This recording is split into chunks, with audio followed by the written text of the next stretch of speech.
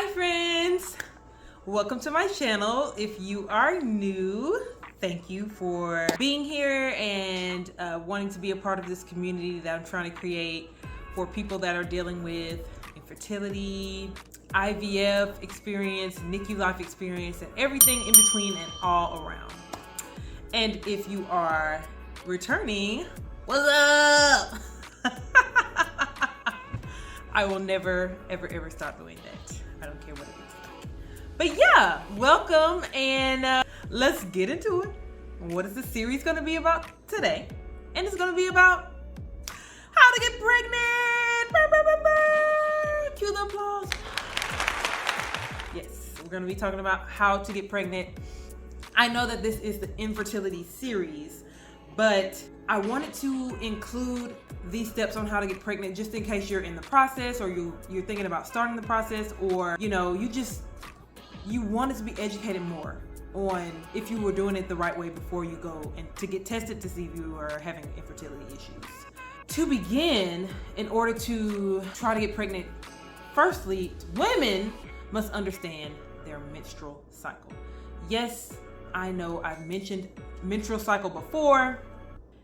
It's basically a series of monthly hormonal changes that occur in a woman's body to prepare for pregnancy. And typically it lasts about 28 days. It can vary from person to person. Typically, if your menstruation cycle is not around the normal amount of days, there is an underlying problem or a problem that you already know that you have. If you are not having a cycle within the 28-day range, then you should really be talking to a doctor anyway. Within the menstruation cycle, you have several phases, right?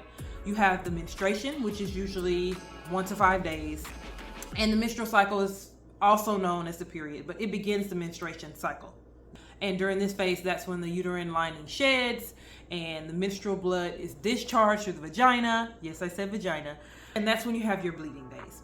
So following your period, then you have the follicular phase. And that's usually between days 1 and 14. And during this phase, the FSH hormone, which is one of the hormones that's tested when you're testing fertility, it stimulates the ovaries and it develops several follicles. It's like little baskets that hold your immature eggs. And once your immature eggs are in there, they start to grow and they release estrogen so that when those eggs become mature, they can get into the thickened uterine lining. The lining is thickened because of the estrogen, and you have to have a thick lining in order for the egg to implant in the uterine lining. So after that phase, you enter the most important phase of all. When referring to how to get pregnant, this is the phase that you need to hone in on. Ovulation. And this is around day 14. So after your bleeding phase, it takes about 14 days for a healthy individual who doesn't have any underlying condition to ovulate, right? And basically ovulation is the release of a mature egg from one of the ovaries, and it's triggered by the LH hormone. Ovulation is the most fertile time of the menstrual cycle, right? And conception is more likely to occur when you have intercourse around that time. There are myths that you can get pregnant anytime you have sex, and that is just not true. If it is not on or around the ovulation phase, it is not happening. I'm here to tell you, so sorry to the misinformed generations or people who are still misinformed now that think you can get pregnant anytime. No, if it's not on or around ovulation, it's not happening, okay? So then the next phase you have is the luteal phase. That's after ovulation. It's when the follicle that's holding the egg, it ruptures. So the egg tumbles out and it tries to dig into the uterine lining and preparing to become an embryo if it's fertilized. But if it's not fertilized, let's say you missed that window and the sperm didn't make it to the mature egg, then that lining recognizes that the egg is not fertilized, or if it's something genetically wrong with it, and the uterine lining sheds, and then the menstruation cycle starts all over again with the period. So yeah, those are the phases. And basically the main hormones in the cycle are estrogen, progesterone, FSH, and the LH hormone. I will put explanations for those hormones so that you'll know what it is that I'm talking about. But once you learn the menstruation cycle, you can identify your ovulation window, which, like I said, those are your most fertile and most important days. You might be wondering, well, how do I know when to ovulate? So there are a lot of options that you can use to test to see when you're ovulating. Some women like to use apps. Some like to monitor and check their cervical mucus. And some people like to do like the basal body temperature, where they use a thermometer to test the temperature in their vagina.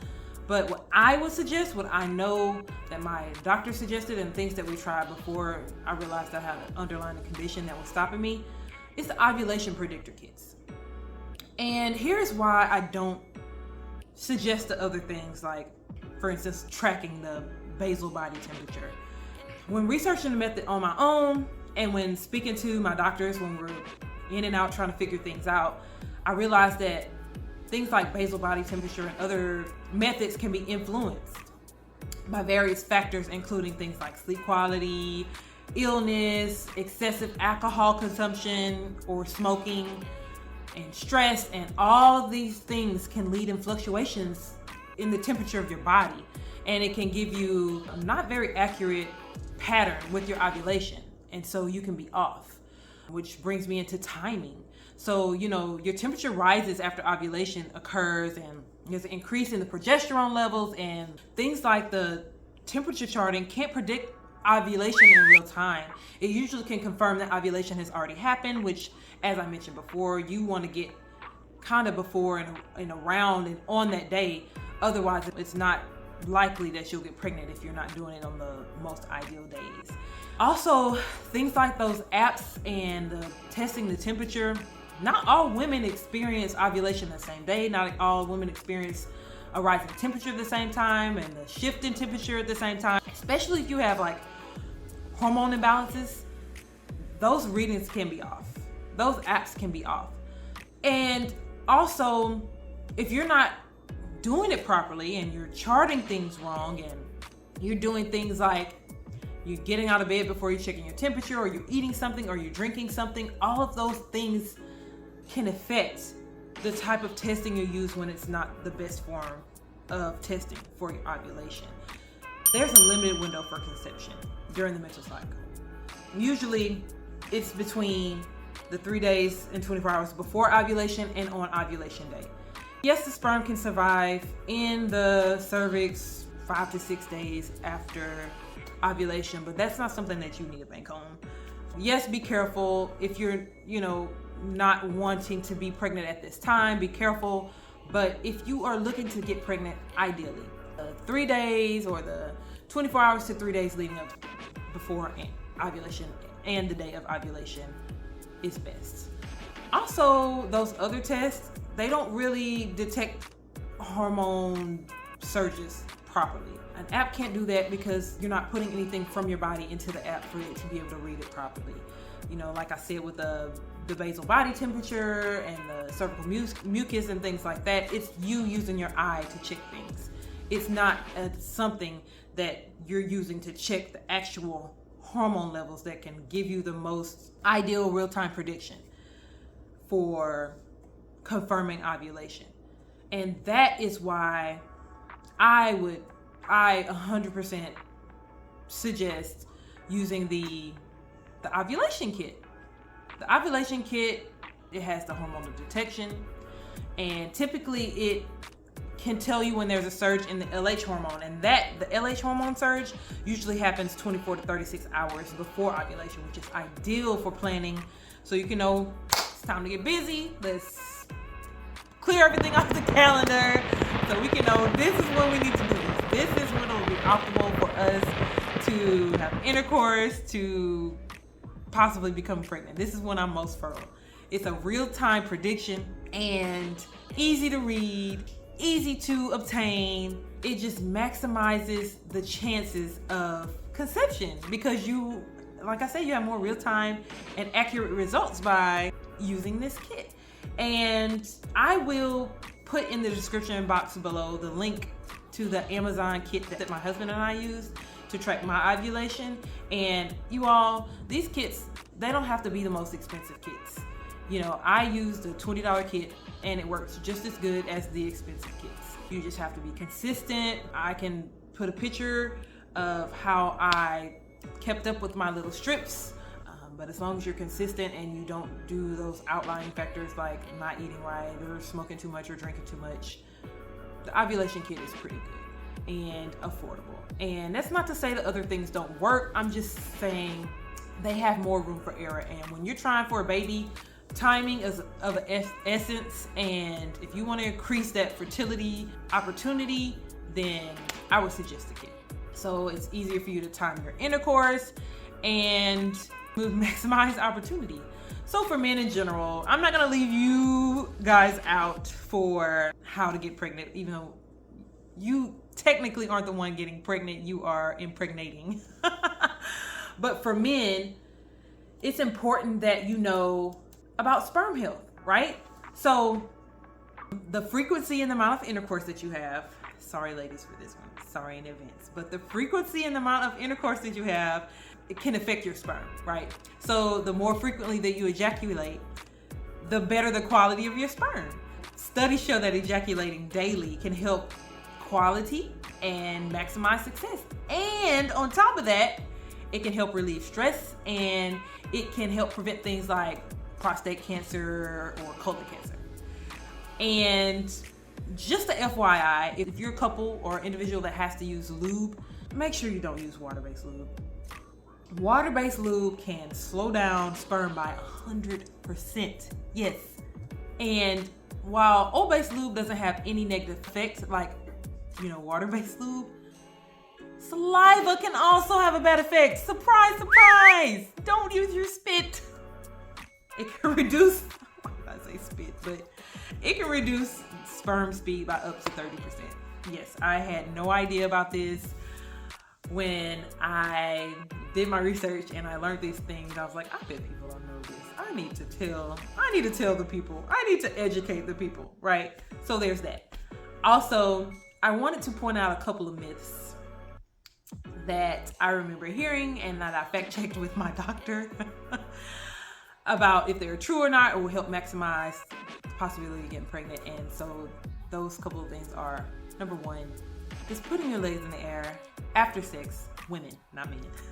Just putting your legs in the air help increase chances of the sperm getting to where it needs to go and help your likelihood of getting pregnant. And sorry to say, myth busted. The myth is busted. It's not true.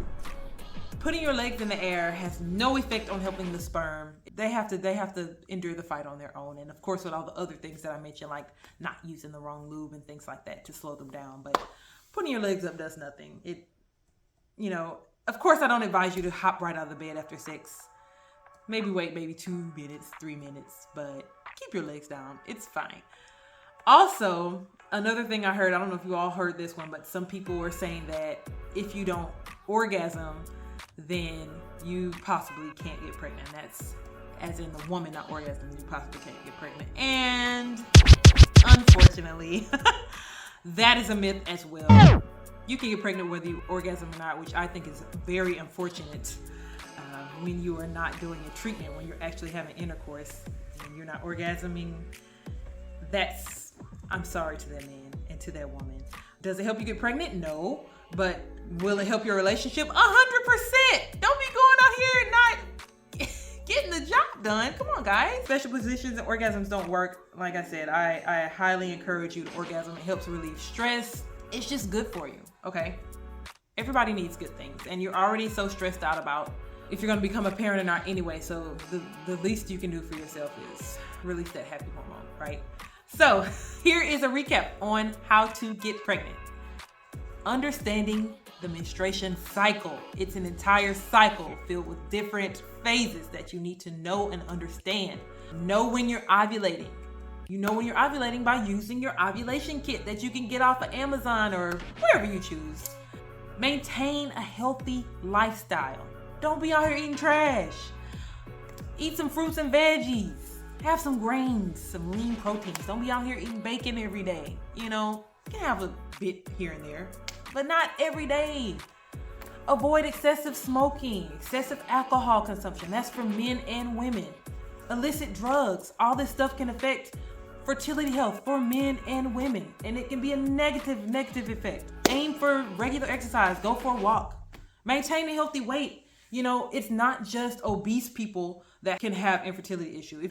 If you're underweight, it can affect your fertility as well. Take care of yourself. Have regular intercourse, especially around your ovulation time during the menstruation cycle.